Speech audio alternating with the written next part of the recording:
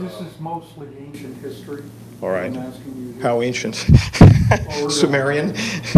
Not that ancient. We're going back to your ancient history. Oh. And we're gonna also focus around the J-Log. And there's only 10 questions here. It looks like one was added, but I'm just going to let you talk, whatever you want to talk about freely. I'm just going to ask you the first question and we'll continue. Yeah, I just prefer it be more of a conversation rather than a.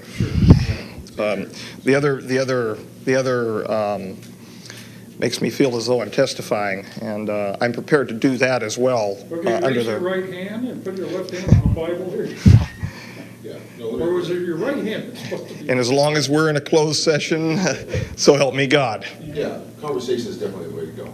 Yeah, I'm working on that subpoena. I talked to a big-time attorney, and we're talking different things, and we can discuss that at a different time. Yeah, he's a great guy, too. He's a good guy. He's experienced at high level. As I was saying to Bill on the way over here, I was ordered to present a copy of my order to meet him at St. Mark's Square. That order contains an initial of a committee member, a coded initial of a committee member. From what I understand, there's currently a 17-16 split. And this is mostly rumor around the community to forward a public acclamation program having to do with the Majestic 12 and the overseeing committee, the old 5412. Which is now basically called the Committee of the Majority, as far as I'm told. The questions are just to give us a little structure. Well, that's fine. Okay. That's fine. Well, that's interesting news. And if I say something or one of us says something, just answer, talk to me. That's fine. Keep going between you and Bill. The lights are cumbersome, but A little much? Okay. that's fine. All right. That's fine. That's fine. If you look closely, they're nice and red from looking through the scope all last night, so they can't get much worse.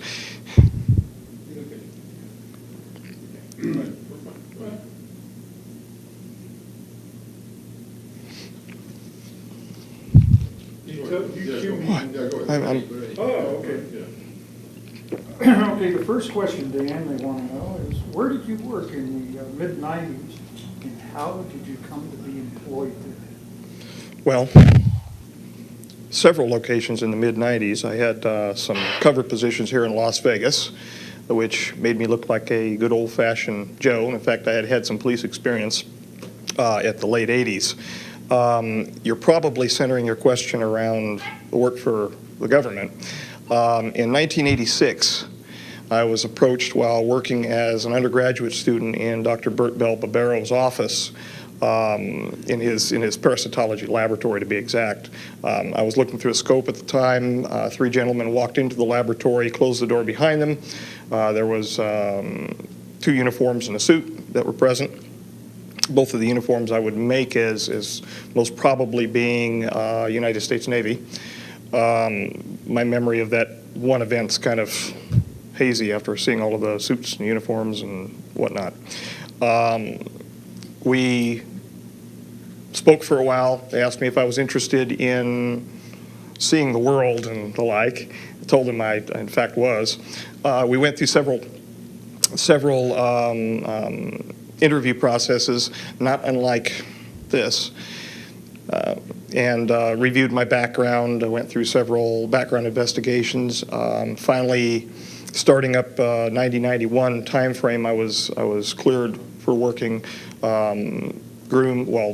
past Groom to the Papoose Mountain facility, that place that doesn't exist, about 90 miles north of here, the nowhere place. That's how I came to work there. My original assignment was at the Groom Lake facility to review histopathology slides. And I went through nearly a year's testing and then was basically let loose for a year, and I heard no contact from them. After that, I was brought back in and shown some higher grade slides of unknown origin. Following that, I was introduced into a working group and subsequently brought into the Papoose facility, the Site 4 facility. We worked for well over a year on slides of unknown origin. After I took a minimum leadership position under several of the other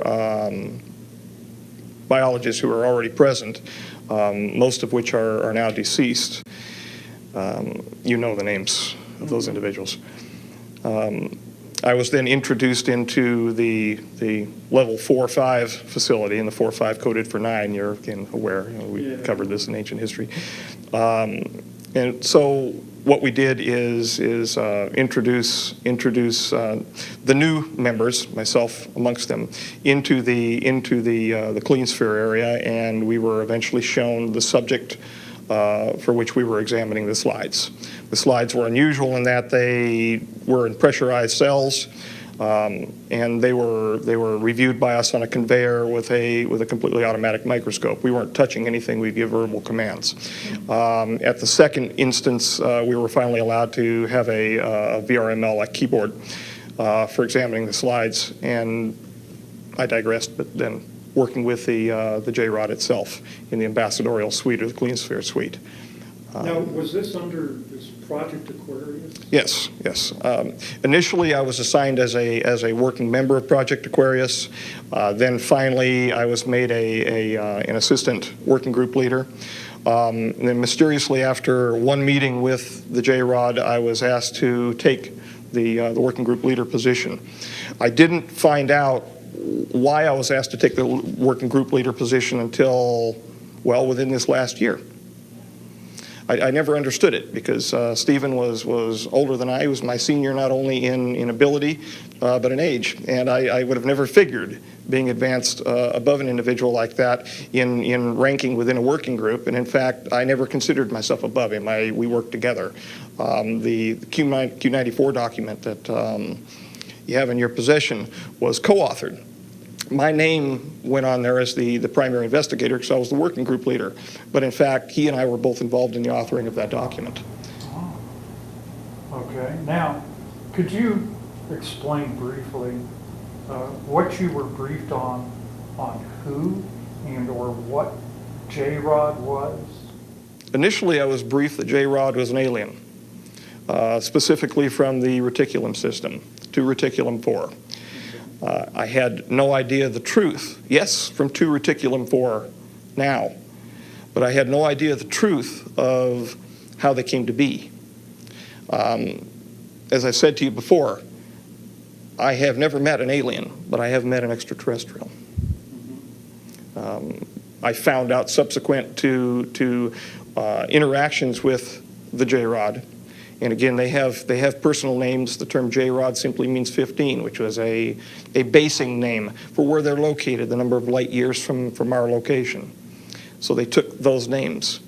And they identified through the Sigma protocols, the linguistic protocols, with a rod symbol, which was an inertia symbol, and the letter J.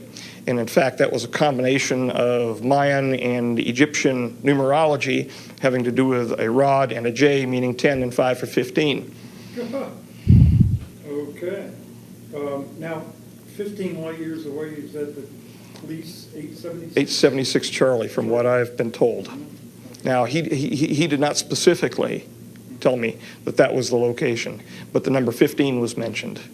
Well, They don't call it, apparently, Gliese 876, whatever, Charlie. how did J-Rod get here? I mean, how did he, 15 light years away? He crashed in 63, from what I understand, Oh, was that right? outside of Kingman, Okay, Arizona. right.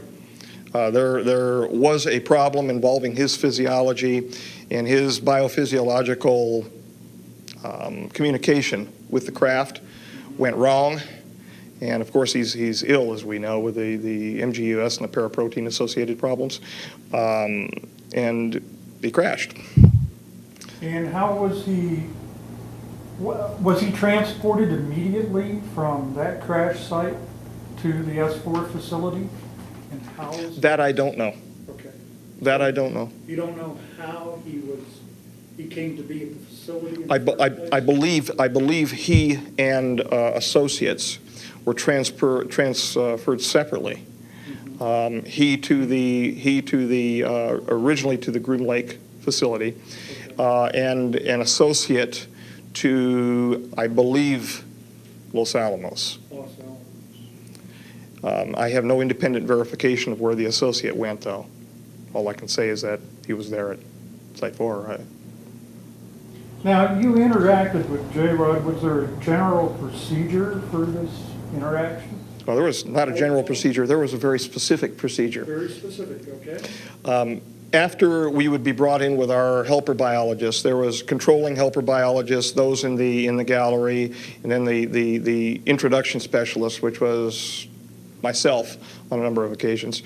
We entered the clean sphere through a large series of protocols involving pressurization and compartmentalization, no pun intended, until finally we were pressurized in fully encapsulated a TEC, a TES, total encapsulated suit for entrance into the clean sphere. Once we were pressurized and entered into the clean sphere, well, I should digress. We had a medical evaluation, all of that first. But they ceased doing that after a couple medical evaluations. It was more just interested, let's get you in and get the work done. I would enter into the clean sphere, and I was not supposed to communicate with the J-Rod at all. I was not supposed to know his name. The reality is we were communicating from the time that I entered into the ambassadorial suite external to the clean sphere, talking back and forth freely. I could hear whatever he was projecting at me from thought, and he could very clearly hear what I was thinking. I say hear, meaning perceive. I was supposed to stand over by a hologram projection system, which was run as like a teleprompter system, over to my right, that would be run inside of the clean sphere glass. Hold my hand up and mimic certain signs. And it became a joke. It really did. It became a joke. Those folks who were watching from the gallery running the show thought that I was standing there and mimicking the signs, and this was the only communication underway. They perceived on the day that the approach, the close approach that he made, the grabbing incident that he did with me, they perceived that there was a communication that occurred.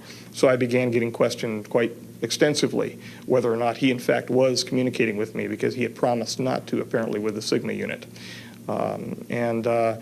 I alluded to the fact that there was conversation underway, but I didn't talk about what it was until, of course, I was caught in my research protocol forwarding ideas that were somewhat different than what they expected, where they expected my private research was going to go, and this is much later. And at that time, the deal was brokered to find out about the doctrine for the convergent timeline paradox. I told them a little bit about what he showed me, a little bit, and they told me a little bit about the DCTP.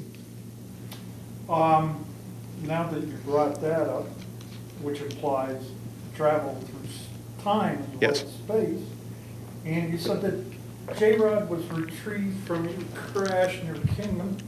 Was he at that time just traveling through space from the staging area, or? Yes. No? Yeah, okay. Yes. He wasn't doing any time traveling at that point? No, not as far as I'm aware. Okay. Not as far as he told me, no. Can you describe J-Rod to us, what he looked like and how he behaved? Yes. The gentleman with which I was associated was approximately 3.5 feet tall. He had a dark brown appearance, very ruddy appearance to his skin. He was in a highly pressurized clean sphere. He exuded glycoprotein-like material through pores on his skin, which was associated with the neuritis, the neuropathy that with which we were dealing. Did this have an odor to it? I don't know. Okay. I don't know. I couldn't perceive any odors whatsoever. I was inside my... But I would imagine, but I have no data set to say what it would have smelled like. And in fact, there was nothing I read that indicated whether or not there was an odor. Why? I'm wondering. You've asked that before, and that's why I'm wondering. Well, yeah, I've heard about this secretion coming through the pores of the skin before, Mm-hmm. and there have been those who've had encounters who say they can smell an odor Okay. from the skin. All right. Where were we? You were describing. 3.5 feet, large head in comparison to torso. So the ratio of the cranial to the torso area would be larger than in what we would call a modern human being. Large, bulbous black eyes. The whites of the eyes had been selected out. So it looked like a large pupil, basically. When you look into his eyes, you feel like you're going to fall into his eyes forever. And I think that probably had something to do with the telepathic nature of his mental structure. Large arms, large length. 4 very thin, sinuous fingers. Nails, not as long as presented in some of the images that you've showed me in the past. The ones done by Tom Mack, was it? By Tom? Bill U.F.O. Oh, yeah, that's it, the Puppet Master photos. I'm smiling because the Puppet Master leads me to other nicknames. But he was hunched over most of the time, could not support himself fully, given muscular atrophy. And that had to do with the peripheral neuropathy under which he was suffering. So he would grunt and move toward me almost in a flopping fashion. Feet were large in comparison to what we would, say our feet would be. He was unclothed 4. Yeah, he was unclothed, which bothered him.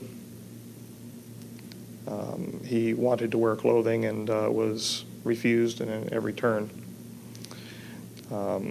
Called himself captive, and justifiably so. His feet were unusual in that his the plantar area had a very large knob underneath what we would call our heel. His facial features were grotesque in comparison to what he showed me what normal would be. He was Normal of his type. yes, yes. He was bilaterally symmetrical to the extent that the disease process was not changing his facial figures, his features. Nose was recessed, not a nose like we have, but basically two opercula, 2 orifices. An extremely small mouth, a hard palate, no teeth. His musculature, again, it was suffering from the problem at the myoneural junction due to the neuropathy. Do you have any idea what his chronological age was? 622. 622. And that I don't know. That I don't know. That number 622 is now used as an important number within the community. A reference, a request from 622 or a report from 622 could be from anybody. So it's used, and in fact the SRB report that I have with me today, the supplemental report for 0302 that I have, probably is labeled from reviewer 622. I haven't, again, it's going to be a cold reading when we look at it, but it's probably from 622. They excrete in a manner that we would excrete. Their external genitalia are different than ours. The females have somewhat like vulva, but they have a clasper situation. The male has a male clasper, the female claspers. And if it looks like a disc with rectangular solids that are rotated into position. for clasping at the inguinal region. They do have internal fertilization. Now, this was something you read because you didn't see a female, did you? No, this is something he showed me of his wife. Oh, internally. Yes. And how was that image presented to you? Did it appear? I was inside the image. You were inside the image, That's what it felt like. like virtual reality. Yes, everything that he showed me when this was the incident. When he projected it into me, it felt like I was there.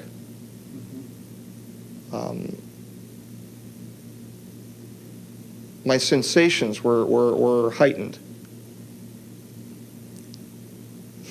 Quite extraordinary. Was there a background perceived? Was she in a domicile of some sort?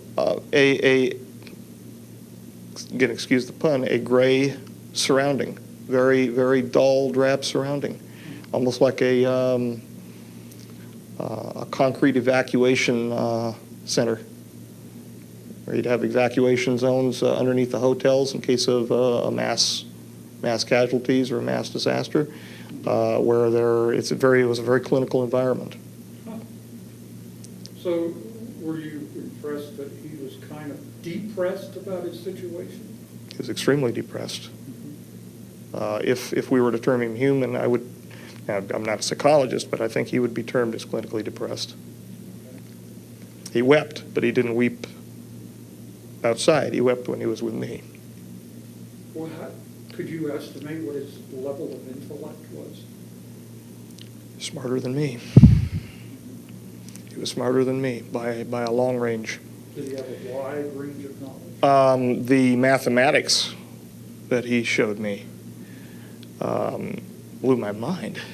Was that right? He showed me concurrently not only the equations for the rule of nines, but he also did so diagrammatically, and he did so with three-dimensional, like a VRML system, where I was watching cubes come together. So that if I was not understanding the script, I would understand it as a child learns group theory in mathematics. Highly evolved, highly intellectual, highly repressed emotionally. When I was with him, I felt great happiness to be with him, but I could feel his great sadness, not only because of what he wanted to become, what he knew he was by being present with us, but where he was and how he was being treated. He was not part of the group that has to be catered to involving the T9 treaty that was just signed. He wanted to help. He was willing. When I went in, for God's sakes, I took nearly 300 individualized aspiration samples from his neurological system. He would hold his arm out for me to take them. There was no pain medication. And whenever I would fire the introduction system to remove the sample, it was an aspirative avulsion system, he would cry, and then he would just stand there and look at me. There was a suction. Yes. Yeah. In fact, I would bring the sample after the initial removal from his tissues into the introduction system, and then approve it and move it from there to one of the helper biologists. Usually it was Robert, outside of the clean sphere, and then he would move it from there to be handled under our normal protocols. It was a level 5 past our the BMBL system. He'd just stand there and take it. So, do you feel the communication that he established with you when you were in contact with you, could he extend this communication over any distance? 60 feet, 60 feet? definitely 60 feet. Okay. Because it was So- 60 feet from the center of the clean sphere to the introduction ramp going down into the ambassadorial suite. So at least 60 feet. So you don't feel like he's been in communication with you since that time? No. Okay. Is it selective in some way? Was it willfully selective on his part who he wanted to communicate? Yes. Yes. The folks that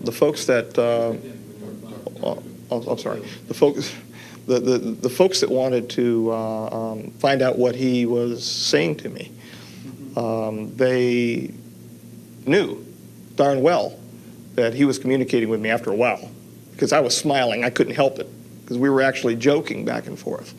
And, you know, they didn't know. They didn't have any clue. They didn't have any clue what he was saying.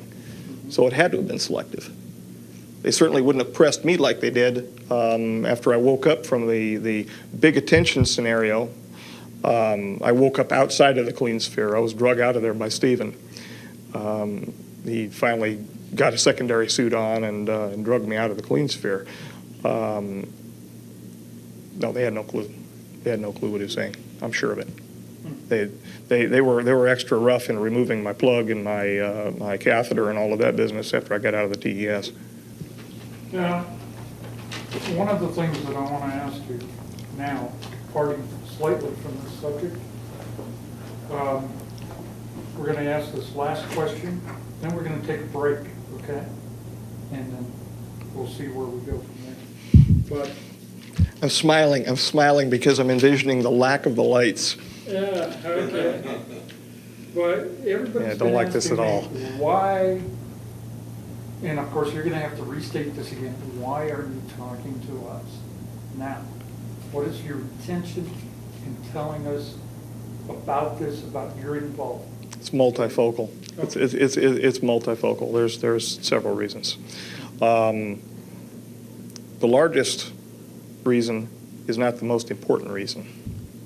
The largest reason from a personal perspective is to step out from under the Black Ops community and retire. I'm ready. I told you before, I can see myself walking along a pond and not being bothered by anybody except for maybe a bird here or there, and taking a sample and just taking my time and looking at it for fun, for enjoyment. And you're worried about your health, right? Well, my health is degrading. There's no doubt about that. The heart disease that I have is in fact degrading my health. Time is coming. I don't know how long that is, and of course that's within God's providence. So you'd like to maybe have some freedom, to have some Yes. time of your own? Yes. To go to Walden's Pond or something, right? And study the life. Disappear at Walden's Pond. Right. There are other reasons too. You know, without yelling the poor me scenario. Yes, people have a right to know. I mean, that's, you know, other folks have screamed that. Some of them, I think, real. Some of them phony as a $3 bill. Yes, they have a right to know what is going on. They have a right to know because this is their future. Or maybe not. And it depends upon our wisdom or lack thereof. This gets me thinking. The one thing that we've heard from the Brookings Institution study, the famous clamp study, was this would cause a great social upheaval. It would destroy our social bonds, our religious bonds. And in fact, I know I'm digressing, but I ramble. Every time an individual is approached with the issue of, would this destroy your faith? I have heard, it's my experience only, I'm sure there are going to be varied opinions, no, it would strengthen it. it'd strengthen it. From a certain perspective, yes. From another perspective, no. The Brookings Institution was correct on a certain level. Suspend disbelief for a moment and walk with the idea that this is real. That the ruins that are present on the moon and on Mars, the ancient temples, were in fact, and are in fact, the gifts of our own progeny.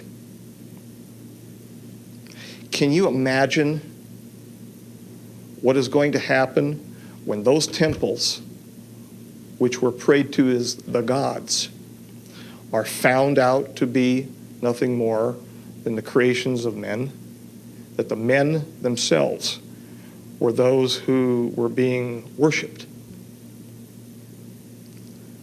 Will fall headlong into the pool of Narcissus.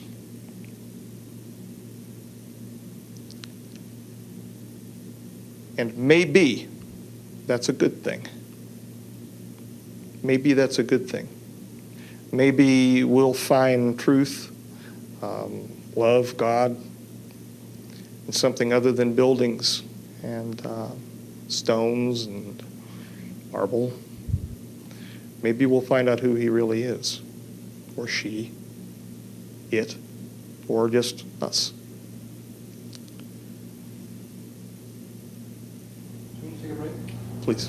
Take 5 minutes, yeah, Okay, take 5 minutes and talk about what we just talked about. Yeah.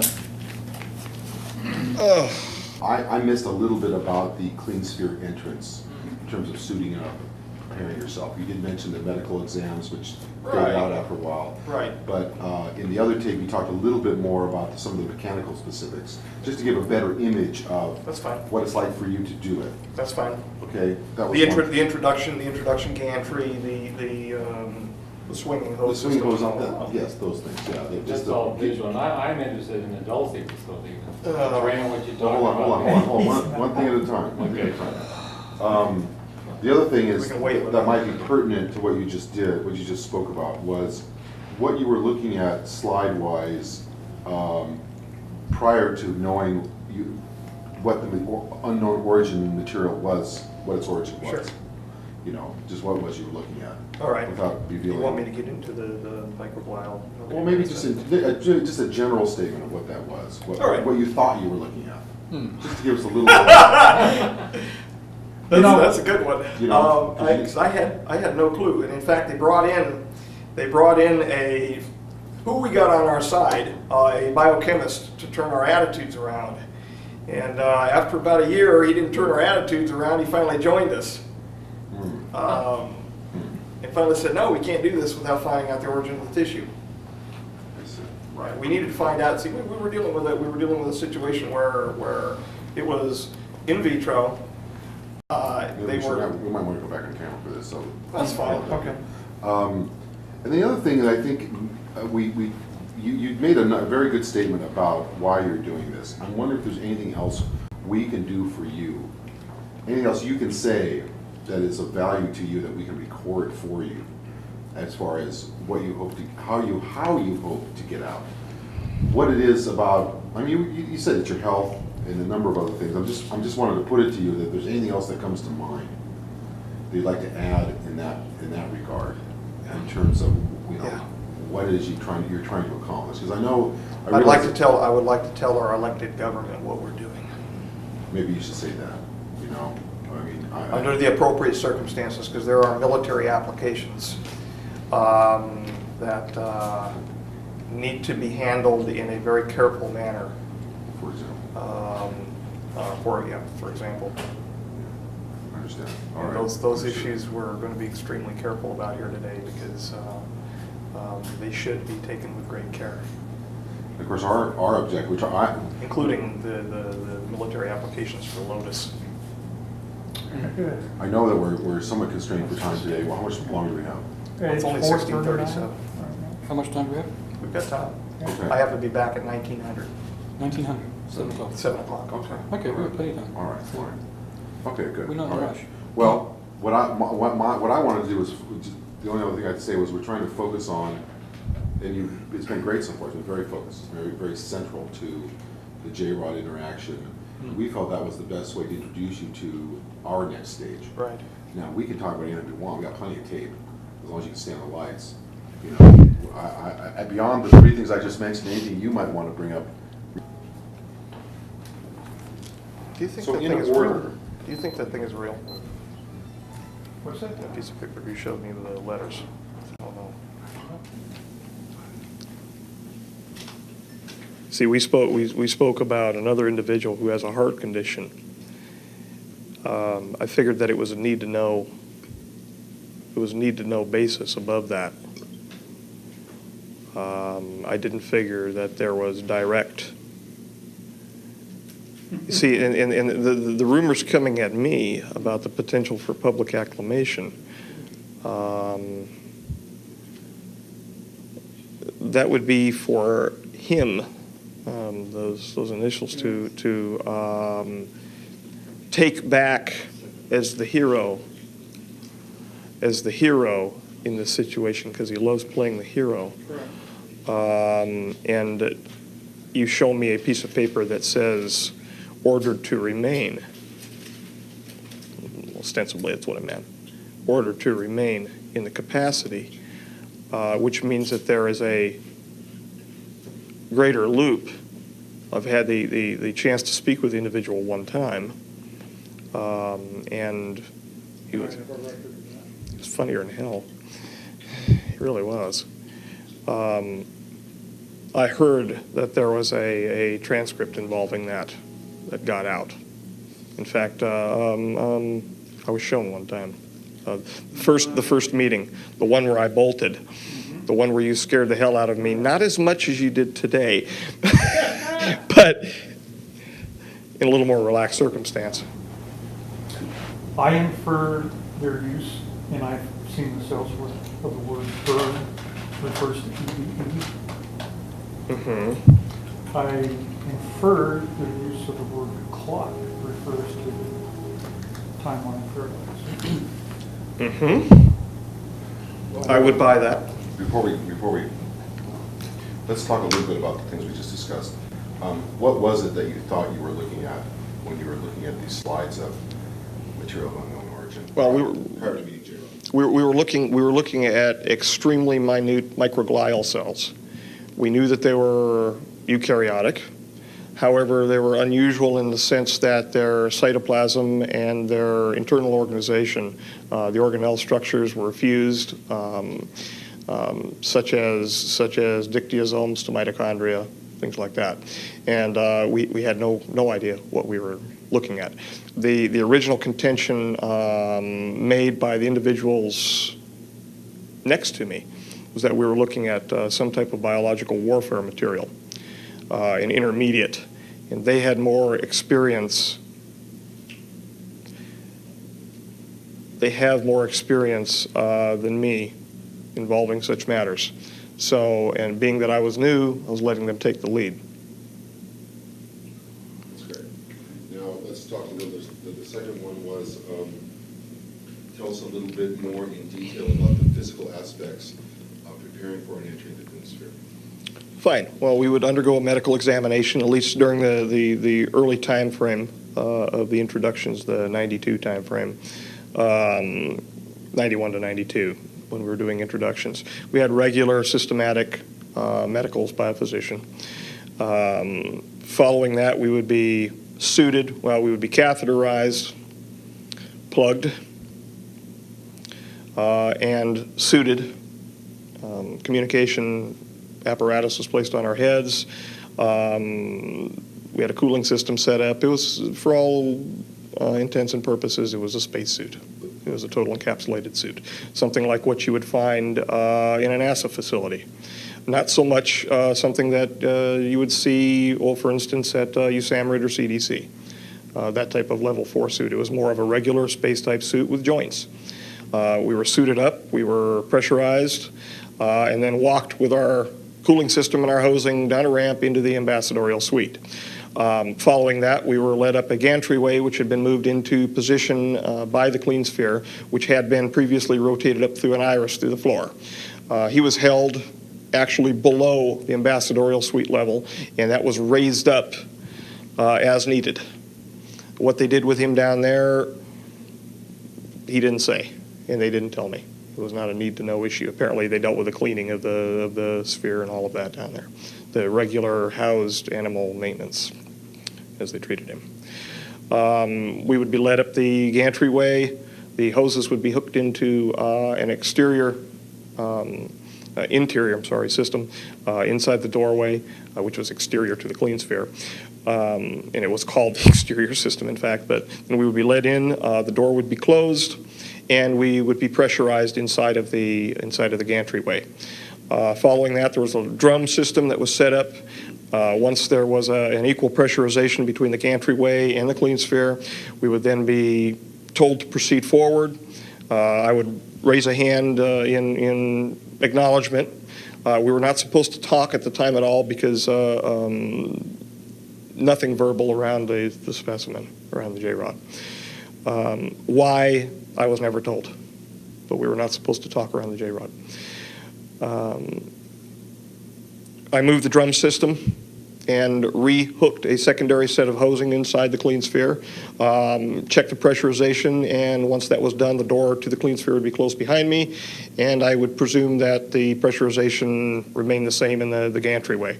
Following that, I would do my business inside of the clean sphere involving contacting the J-rod and removing the samples. And what was the reason you were removing samples?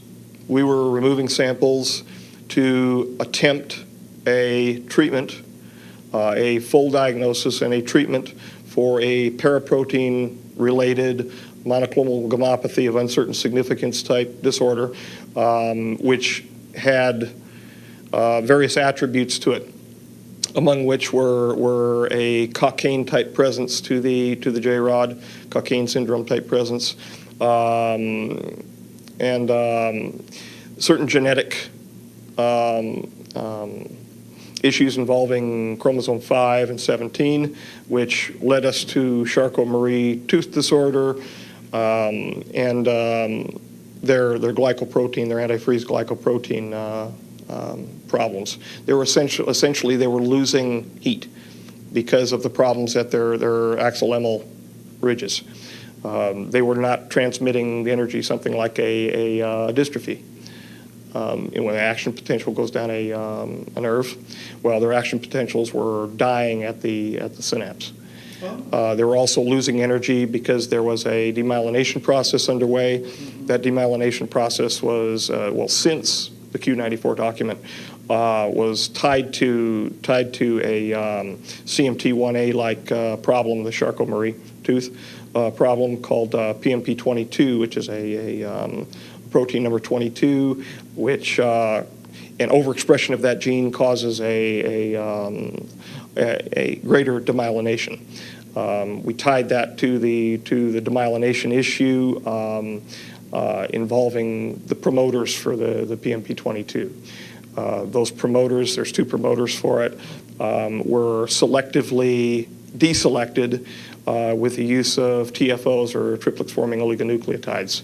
It's essentially an ssDNA vector expression system that we're using. Oops. Doesn't that... You're staring at me, Bill. I'm sorry. Bill, one thing. When you're speaking, when you don't sort of make any noises, just nod. That's good. When I'm not. Sometimes you're going, ooh, ah-ee. That's a. Okay. Just keep used to nodding. Great. That's all he's been doing is nodding. I shouldn't. All right. So do you want to simplify? I'm sorry, Bill. No, I don't. Actually, no. I think that's fine. I'm sorry, Bill. I actually understood some of it. That's all right. Doesn't that interfere in the demyelination process? Okay, isn't that similar to conditions that humans sometimes have, like, what is it, muscular dystrophy? Well, yeah, except for he wasn't forming plaques. Okay. He wasn't forming plaques. He was simply demyelinating, repairing the demyelination area with the immune system.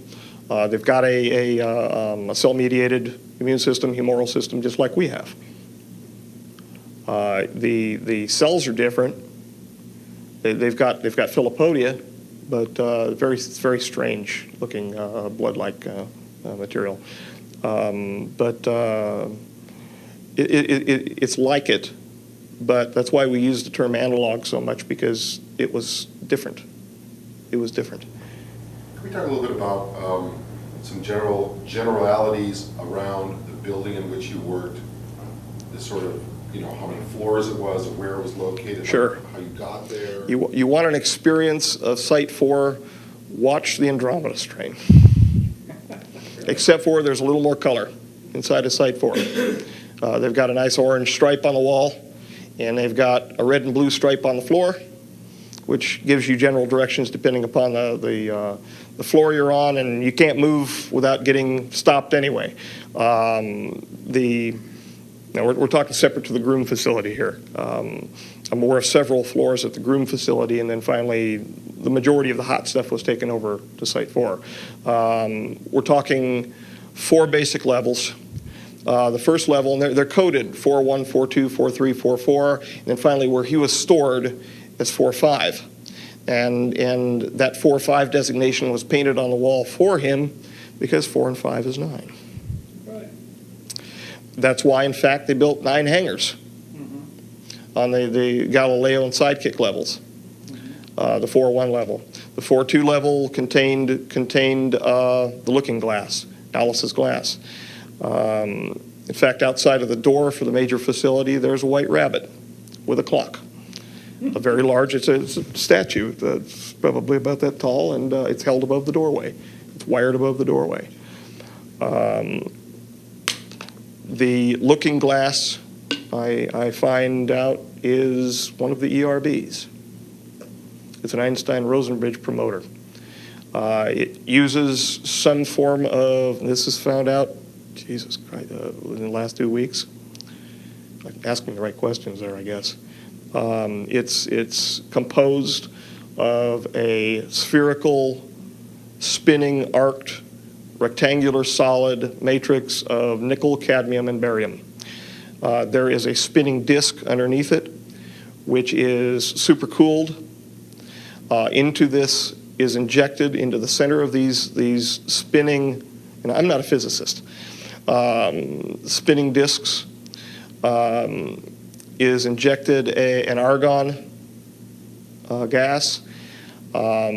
Into that is injected some type of repulsion matter. It's a gravity repulsion matter. They are obtaining the gravity repulsion matter from the heavy materials that have been obtained from the J-rods, the 115 variety material. And apparently when they bombard it with enough electromagnetism, this stuff repels gravity, and it turns into some sort of exotic matter. They spin it fast enough, it opens, or they can see through it. And that is, from what I understand, the great prize in what's going on in the world right now, are those devices.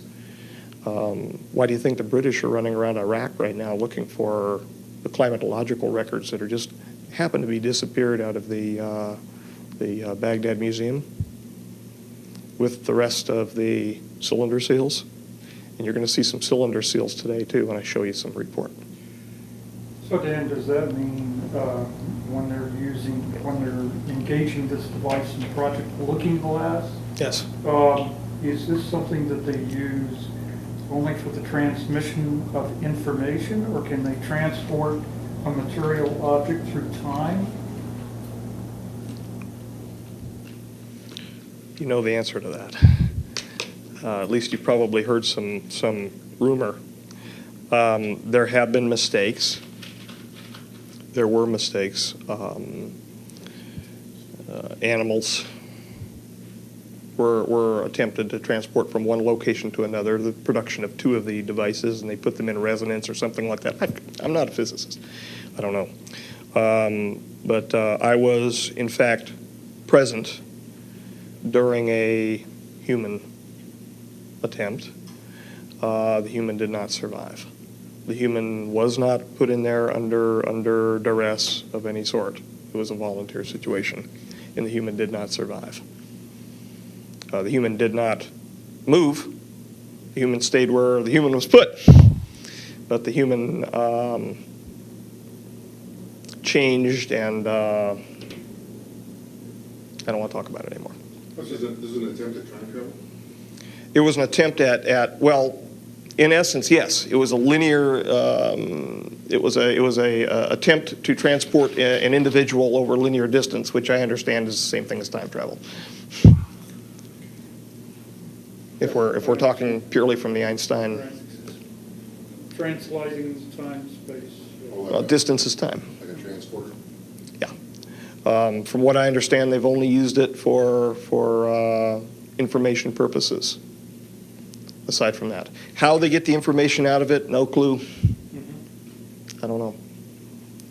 What specific information they've obtained, I only know of one piece of information, and that is the rush, why the rush is underway to get Lotus done by the 2005 deadline. That in fact this group of J-Rods that are not complying with the wishes of the committee and the wishes of the rest of the J-Rods and the associated brothers, to put a clamp on them so that they stop their influence within the political structures of our government, including the financial structures. That it is, in fact, their slowing down of the progress to stopping getting these, picking up these little gates that were put together. That would be our downfall in 2012. Okay. Do you want to say anything further about the Stargates? Or their use in 2012? Well, Before we go, Bill? let's finish up our third objective when we turn the lights back on. What can one do for me? Yes, exactly. I would be very happy and very relieved to feel as though I was responding to the elected government of the United States of America with what talents God's given me. I'm responsible to the people of the United States of America. The nature of the information to which I'm privy is sensitive enough that the full disclosure of that information would have to be done in an appropriate location and under appropriate circumstances. Certain military application information would have to be done in a closed session milieu for the national security.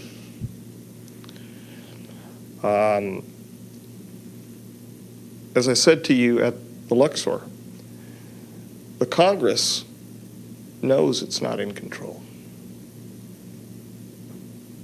They know that this is a train, a wild train out of control.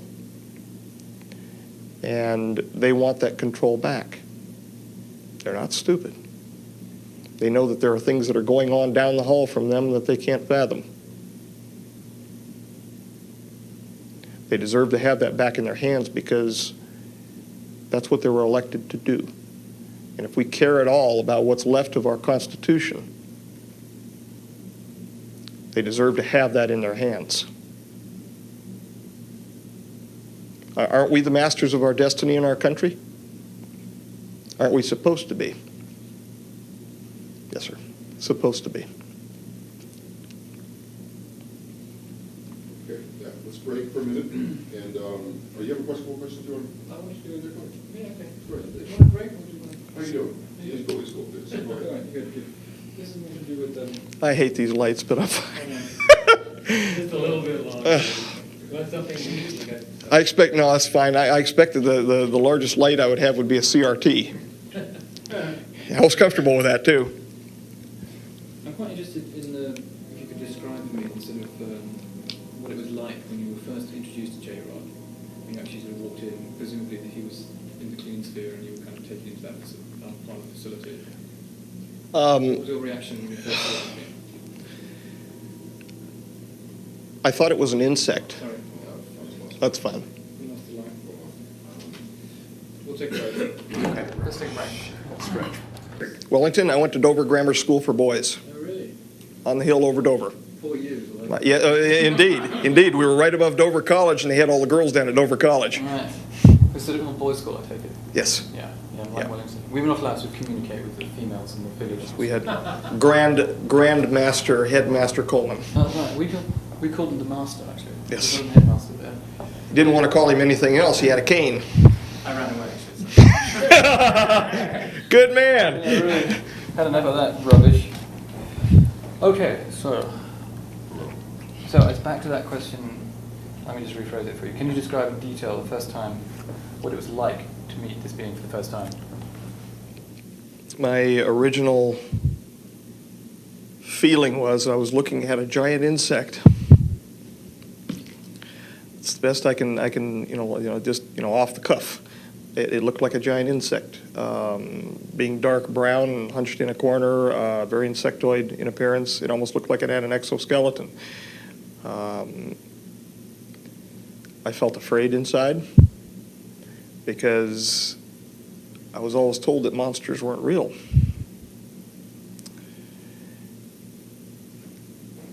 And now I find out they are, but they live in the heart of men. It was fear, excitement, complete astonishment, because honestly, I thought we were dealing with some sort of monkey, something like an old world ape or the like, but indeed it wasn't. That's what my feeling was. I'm not going to lay on and talk about how intellectual I was at the time about it. It scared the hell out of me. What in terms of actually when you first confronted with the idea that it was, a non-human being, an extraterrestrial, something not of this world?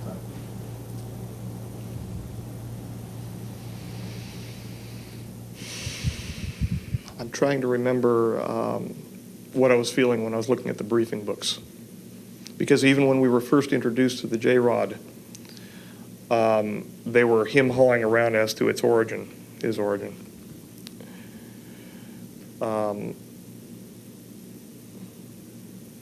Poppycock. I didn't believe it initially. I didn't believe it. However, deep inside, I held open the possibility, because of what happened to me earlier in my life. I held open the possibility that such things could be true.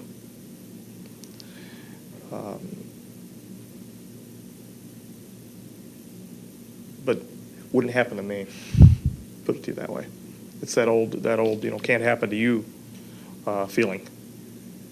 So to me, it was poppycock. It was rubbish. Until I found out otherwise. Before going on to the next question, can you talk a little bit about the briefing books? That series? Sure. They were called King Tuts, and they were basically King.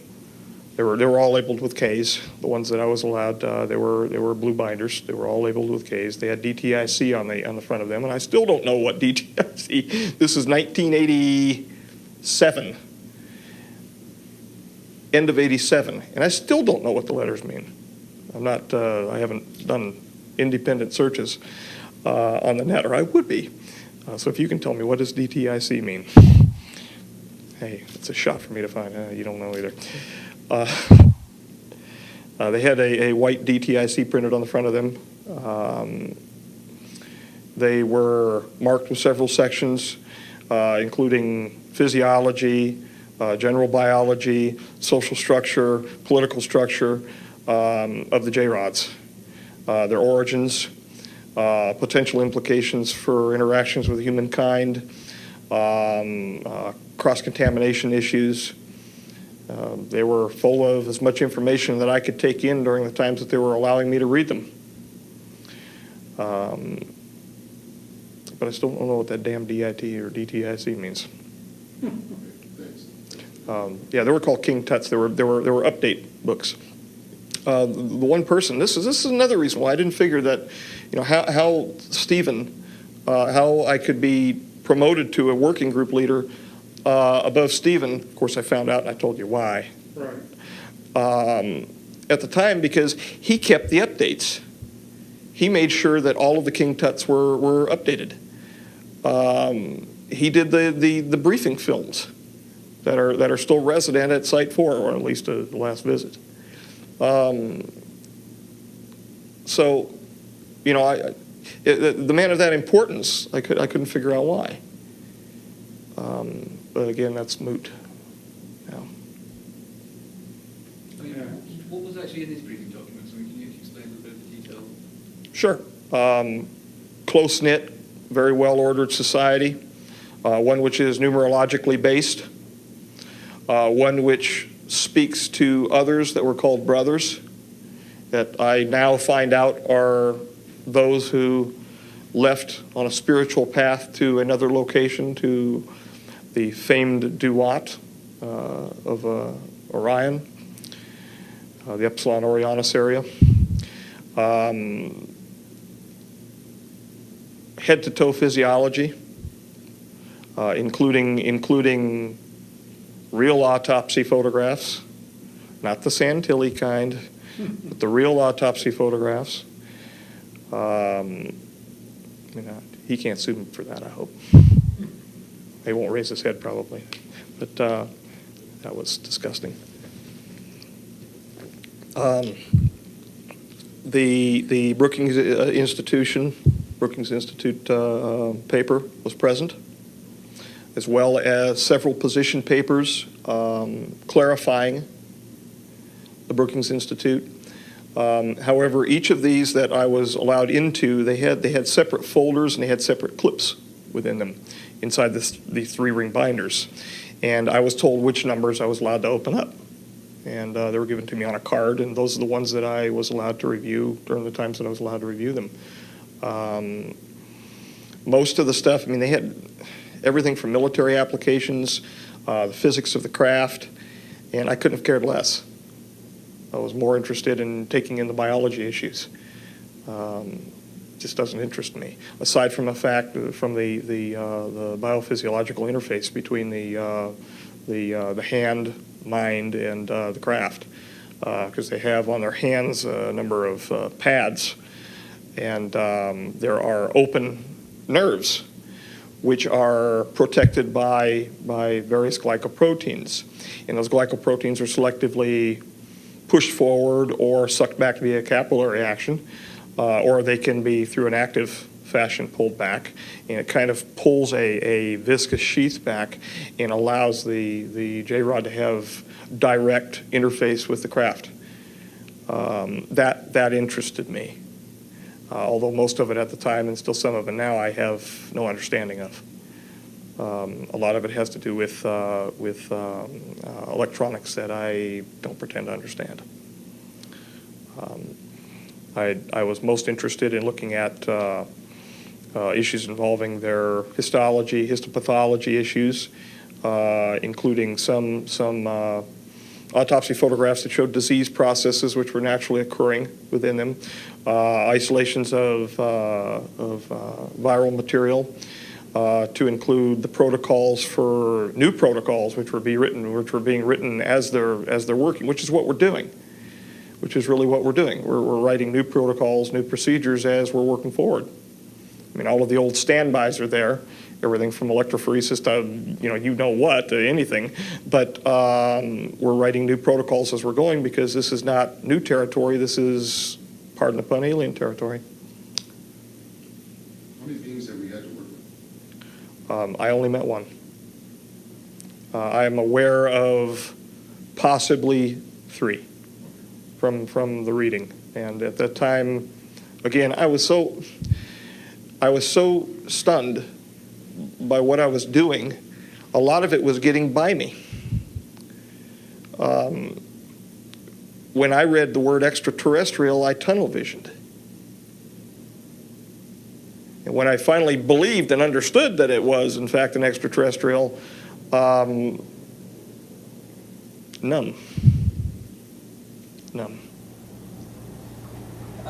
Okay, thank you.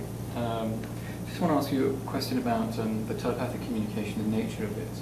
What is it actually like to communicate with one of these beings telepathically? And what do you hear something in your head? Do you hear images, see images, or? I could hear my voice. No, you can hear yourself think. Sorry, can you do the film? Sorry. Okay. Habit, looking at the people that are. I could hear my voice. However, the cadence, the affect was something that distinguished it other than me. It was no great booming voice from the heavens or anything like that, and I'm glad I do not have a proclivity to hear voices in my head, and have heard none since. But people could probably challenge that. But I could tell that it was somebody other than me, and I could tell because I felt drawn toward the subject that was sending the communication. When the J-Rod spoke with me, prior to the bombardment of the images, it was something that was part of me, but not part of me. I actually felt non-resident for a moment. It was almost an OBE type feeling. And then I could feel myself pull back and experience the sound. It was physical. It was more real than touching an object. And that's the only real time that I've felt anything, more physical than physical. Is there a sort of conveyance of emotion during these communications? 100% emotion. If he was upset, I could feel his pain. It got to the point where, as I was doing the needle introductions, I could feel what he was feeling. So as I would inject the needle under the integument and find my proper location prior to removing the sample, I could feel the needle entering him.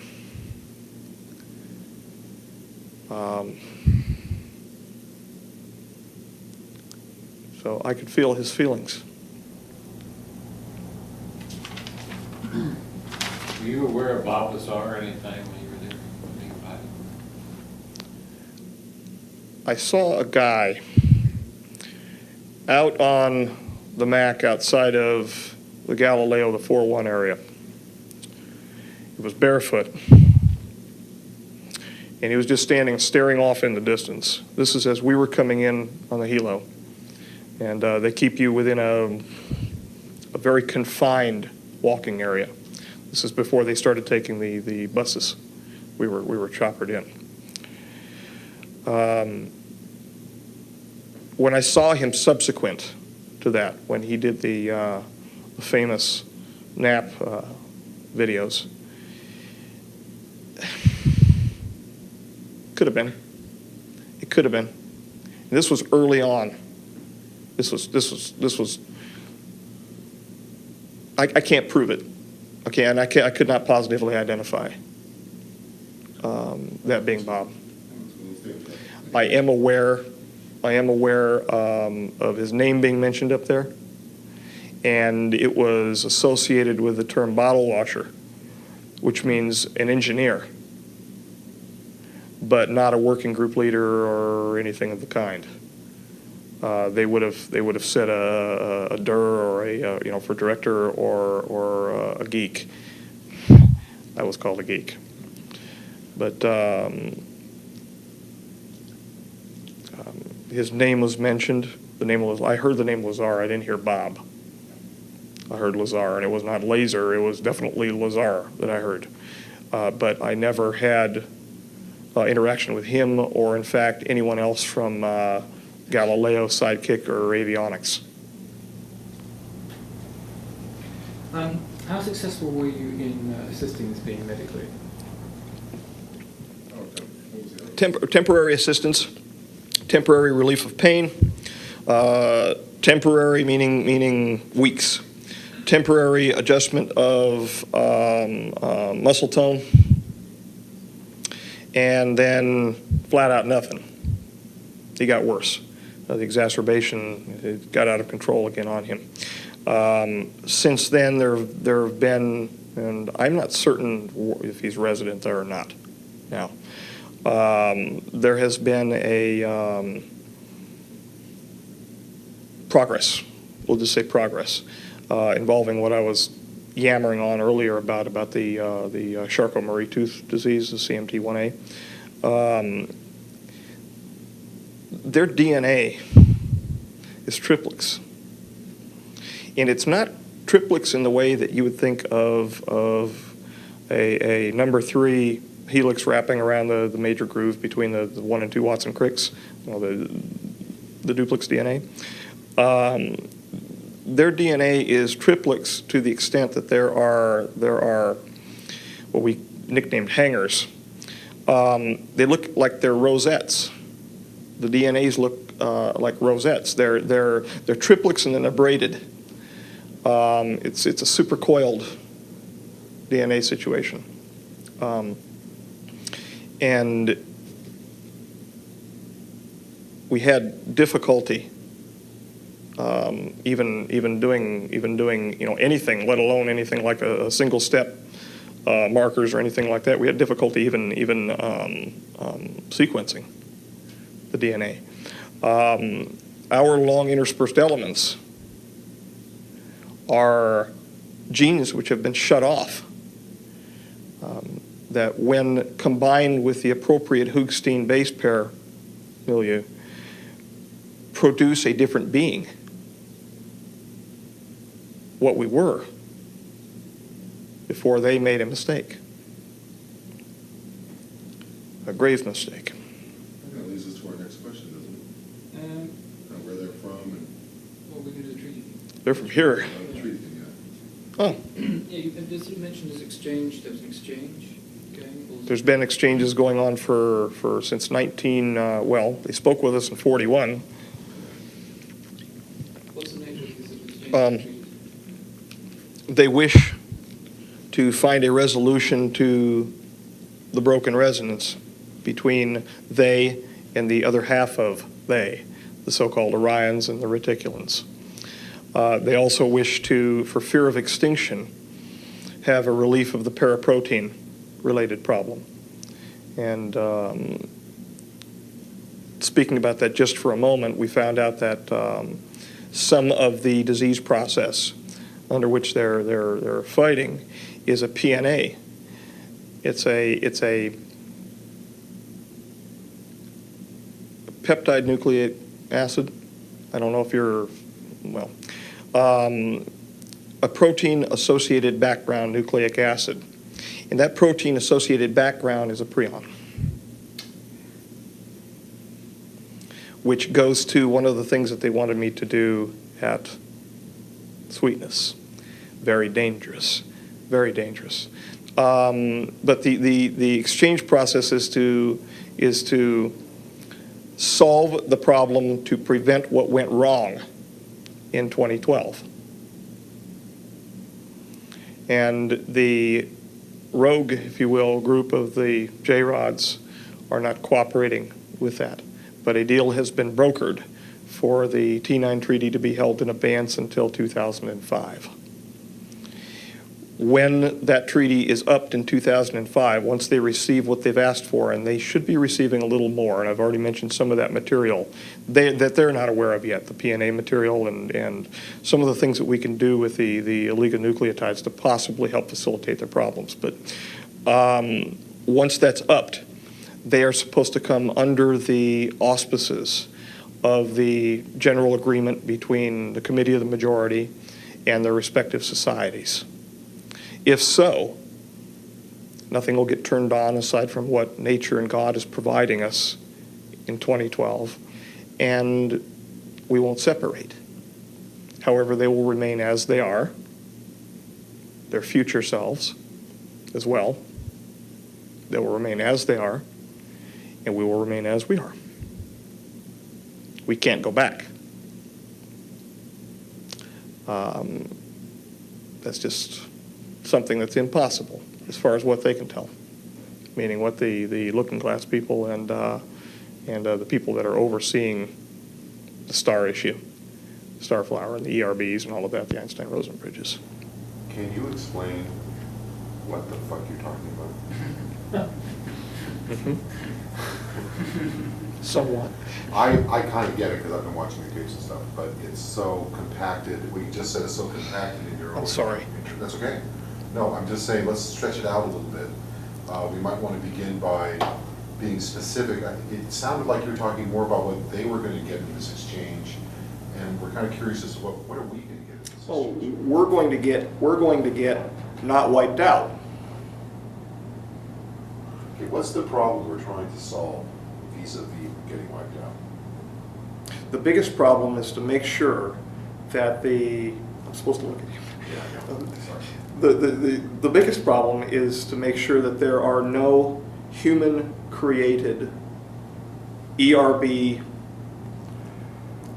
Stargates? machines. Machines? Yeah, I mean, it sounds science fiction-ish, I know. okay, and you know, it's hokey sounding, okay? To make sure that there are none of them in existence which can automatically turn on when the next age begins on December 21st, 2012.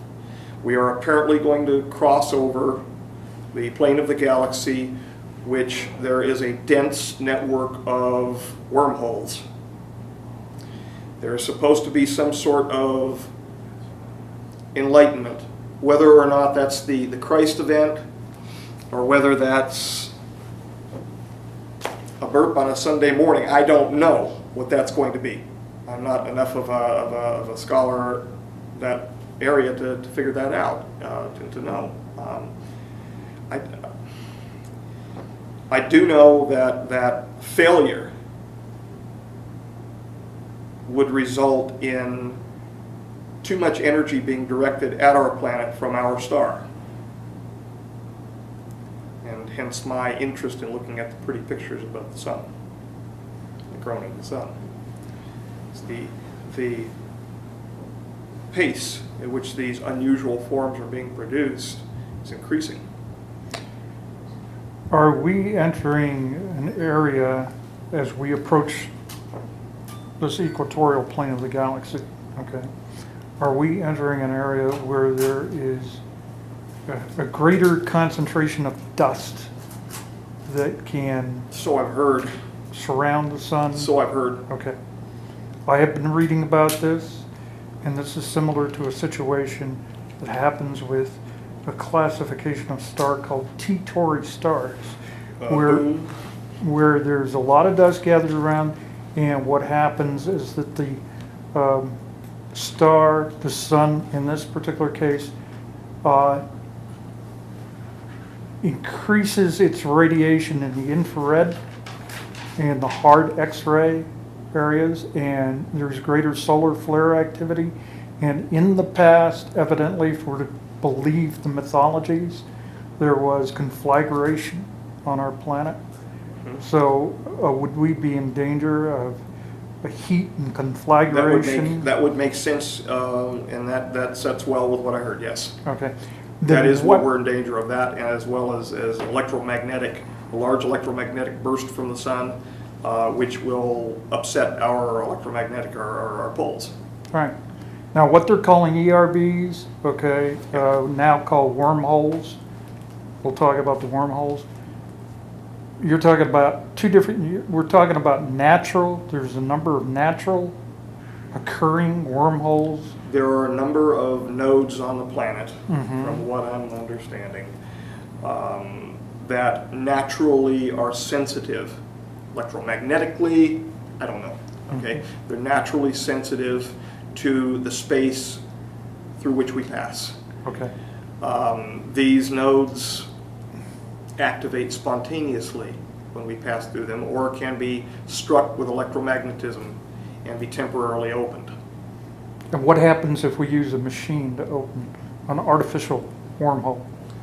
Well, it's two different things. Okay. One, they're trying to put, well, they have been putting, in fact, Saddam did put two of them together in Iraq, which conformed to the ancient cylinder seals, which are now missing from the library or the museum in Baghdad. Obviously, somebody looted them. But they went to Tinian Island, by the way. Thought you know. That's where they went first. After that, I've got no clue. But they were looted by the best. Put it to you this way. Now, haven't you been investigating a site where there is a natural Indeed, Frenchman Mountain. Frenchman Mountain, and your work continues on Frenchman Mountain? Yes, it does. Yes, Okay. it does. Our remote viewing unit first brought the notion that this could be a wormhole situation. Mm-hmm. Yes, we've employed remote viewers for it. Since then, there have been occurrences at the mountain that are far and afield from the research that I would be doing for the Lotus. There's two separate things, just absolutely two separate things. I originally went there with a team to do an endosymbiotic research program. I was trying to nail down, you read Lynn Margulis's book about the Acarian mastodon. I was trying to nail down information about that, and also I had presumed that we were from panspermia. So I was looking for an artifact. I was looking for an artifact that might interact selectively with ourselves, and fell into the issue involving the Ganesh particle, etc. But we had a flare that passed across the surface of some algae during a test. And we just found out, by the way, that flare, and it's included in the report, that flare is associated to the speed that a Ganesh particle passes. So it was a Ganesh particle. It was actually overly flaring on us that day. But it was on the May 31st visit of 2001 to Frenchman's Mountain. Okay. Frenchman's Mountain. If you have access to more reports than I'm aware of, anyway. I don't remember the report number, but Can you articulate for us a little bit more in specific detail about the relationship between future and present for these beings? we're in a chimera. Can you talk a little bit about that? Mm-hmm. Just the basics. What we see, for instance, I mentioned earlier ruins on the moon and Mars. You're aware I was involved in, probably you're aware that I was involved in Inca City research, so-called Inca City. That's because the J-Rod showed me that as an image, but didn't show me that as an image of a dead city, showed me that as the image of a future city, a living, breathing society, post-damage here, post-catastrophe. We are literally looking at things that are present, but according to a linear timeline haven't been built yet. Now, if that isn't confusing, say you want me to explain what the hell I was talking about, if that is not confusing, it confuses me. You're the best man for the job right now. Tell us. Look with the lights on. According to the doctrine of the convergent timeline paradox, the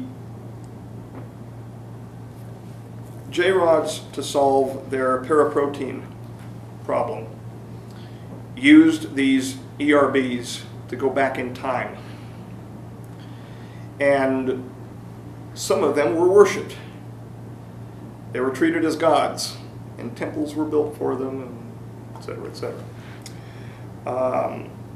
The so-called Nubis Ra, that sort of business. Again, I'm not, this is getting science fiction-y because it sounds like poppycock. But this is what I got in exchange for the information that he gave me, so what the hell. Literally, there are two or more concurrent timelines that we're living in. Two separate existences. And what that means exactly, that's what I read. What that means exactly, I'm not sure. I'm intellectually limited in that area. I didn't, well, I got a B in philosophy, but I'm intellectually limited in that area. And I don't want to present something that I don't know is fact either. That would be not right. But to solve their problem, they messed around with us even earlier than the fact, or earlier when they had been treated as gods. They went back, treated as gods, went back before. In other words, they could apparently select the timeline. How they do that, again, no clue. They manipulated our original DNA and removed a single strand from us. This made us able to mate with another experiment which was underway at the time called Neanderthalensis. And yes, I know there is no genetic evidence concerning the mating between the Neanderthals and the other brand, if you will, of our kind. That's because all of the genes have been turned off. They all, any of the unusual mating sequences aside from retroviruses that tagged along were turned off as part of our long intermittent sequences. They're part of the great repeats. And in fact, the Neanderthals, take a look at the number of long interspersing elements that they have in their genome, and that will bear out what I'm saying. I think there's a new article in the new scientific special edition, Scientific American, by a woman anthropologist who says her research shows that Homo sapiens did mate with Homo neanderthalis at some time. Okay. So, I mean, whatever research she wrote about seems to bear out what you're saying. Well, it has been believed that the crossbreeding mismatched our chemical and our structural architecture neurophysiologically, and that was one of the primary promoters for the problem that the J-rods now suffer. That Yes. But I had my security group present in case right. it wasn't. We're kind of wrapping up, and we're kind of in the middle of trying to have the opportunity. It's a good opportunity to talk about this time loop. And you were talking about going two different points of going back in the past, one and then one earlier. And what we haven't gotten to yet, though, is sort of a general description of what we're talking about here, in general terms. What the doctrine is. Right. This is ostensibly for the public. It's the paradox of killing your grandfather. It's the paradox of killing your grandfather. If you kill your grandfather, do you cease to exist? Michio Kaku, from what I can glean from his work, would say no. Would say no. It would cause two separate universes, two separate time streams. But in accordance with the doctrine that I read, his theory doesn't take into account that those two time streams could occur simultaneously. That the reality could be mixed, which is why there are so many confusing data sets involving everything from fossil finds to strata. Why there are so many conundrums involving the speed of planetary formation. There was a recent thing out that I had read about a planet being formed in a very short period of time, much shorter than what they had accounted for the accretion theory. And the way that it came through to me was it was a keystone DCTP flyer, because I'm in on some of the loop, no pun intended, that these things are happening simultaneously. That a planet can form at one rate, and the reality can mix such that we can perceive it having formed at a separate rate. And go back and look at it another time and have another perception, because the realities are actually mixed. And they're also now saying that the Earth appears to be older than they thought it was. Mm-hmm. And its age, I have no clue. One would have to ask the Almighty. You could look at something, are you saying that you could look at something one day and measure it, and look at it the next day, and the measurements can be different because a different timeline is then come into play? Yeah. And biologists, chemists, well, natural philosophers call that error.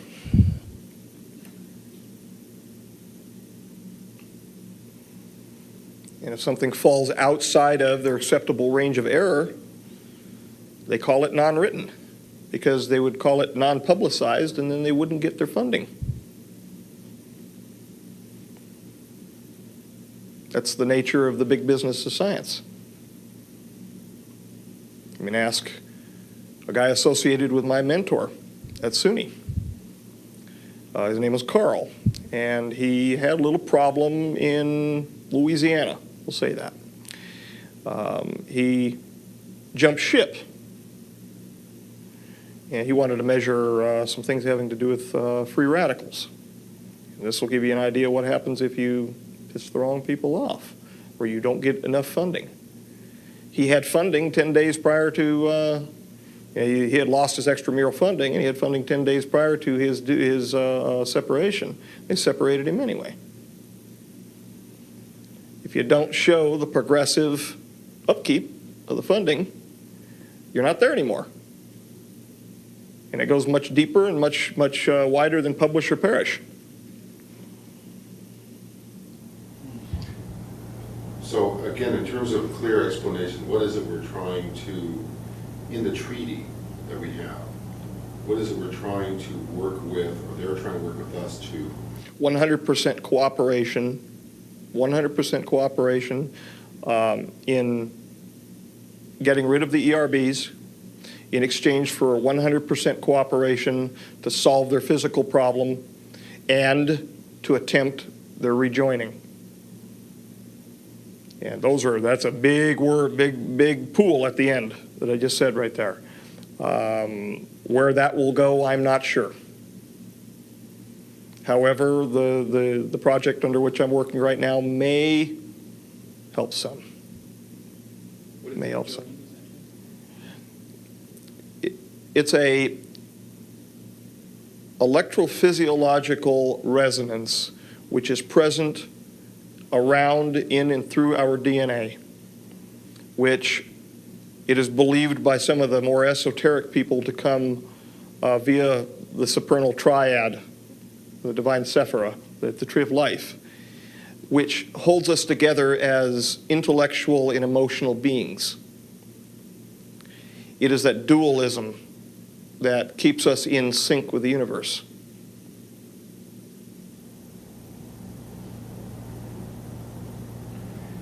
Could you say a little bit about your sort of current conditions and where you're working now? Anything on that, sort of what's going on with you at the moment, work-wise? Well, as in environmental, my environment, I am in an environment of I'm not going to get personal with the issues here. I'm in an apartment environment. There are children around me, which is wonderful.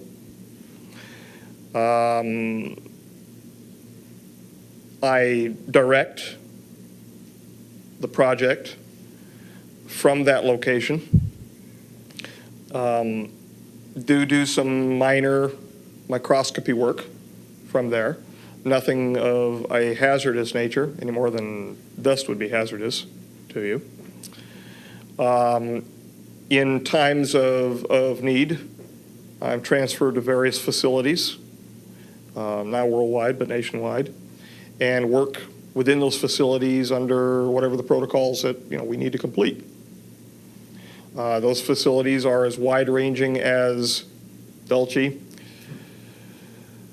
the Shady Rest, Site 4, the Groom Lake facility, Brookhaven, the Los Alamos area, the T5 section proper, and recently in this little event in Alamo Canyon. I had to show, as well as give testimony, I had to show some evidence when I was there to a mirror. They were sitting on the other side of the mirror, so I hear. As God is my witness, there maybe wasn't anybody on the other side of that damn mirror. But they told me they were. Demonstrate results. Demonstrate data, yes. Show data sets relative, Project Lotus, and the 3 portions of it which are simultaneously underway. So you've been involved in this exclusively for 20 years, 15 years? Since '86.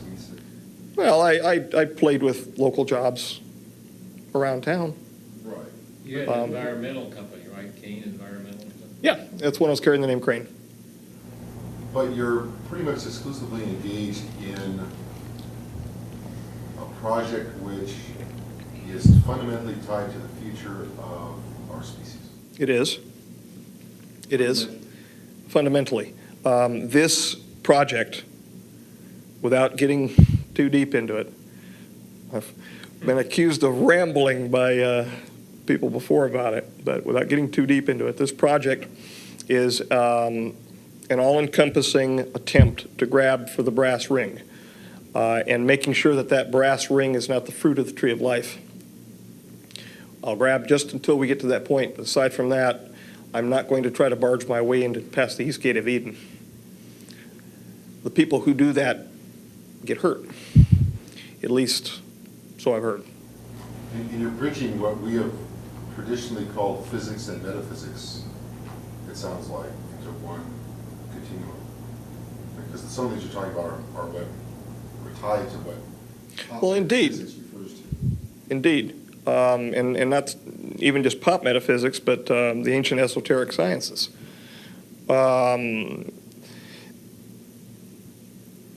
For millennia, we've conceived of the supernatural and that supernatural's interaction with humankind.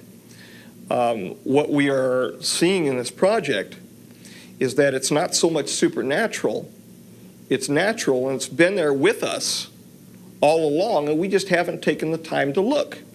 In fact, our procedures have been mutually exclusive. Laboratory procedures have been mutually exclusive to find what we found. They would destroy or mask over the process that we're now beholding. These particles have the ability, in essence, to bend light. And in the report, you'll see a series of images that show clearly where the particle is changing into the shape of a yeast cell, Saccharomyces cerevisiae. It's masking. The closer it gets to it, the more it masks. So if it passes by it, it looks like it. And then when it gets within close proximity, the wolf in sheep's clothing steps out and it does its business. Meanwhile, the average investigator, biological investigator, has ceased looking because the protocol has moved on. He or she has scanned a slide and has seen 2 eukaryotic cells and has moved on. One last question for you, then I'll be real around. Gives you time to relax and get that. That means the lights go off. Tell me exactly in your own mind how you want to get out. How do you want to see it go down? Tell Bill. How do you want to see it go down? First of all, that's a deep question because I don't know where this is, how this arrangement was made today. Neither do I. So getting out is a loaded term right now. I don't know where it's going to go. But what I do foresee is if that same elected government is interested in the information, I do see myself providing that to my elected government as I've been sworn to do so. Now, whether or not I'm prevented from doing so, we'll find out. Again, we all have to go sometime. But I see that as the logical step, because once the information is presented to the elected government, and once I am no longer officially held, and it's not just the information involving the Lotus, there are military applications associated with it as well, biological applications. Once that information is no longer a constraining factor, freedom. Whether or not I'm yelling it on the chopping block, I don't know. But freedom nonetheless. Do you know who specifically you think you should be talking to? No. I would think that, oh God, I wouldn't know which Senate or congressional committee would need to bring me under their authority. I don't know which one. There's got to be one with the right name on it. And once that's done, under the appropriate circumstances, I will tell them everything that I know. So help me God. Maybe we can help you find out who that is. Let's wrap.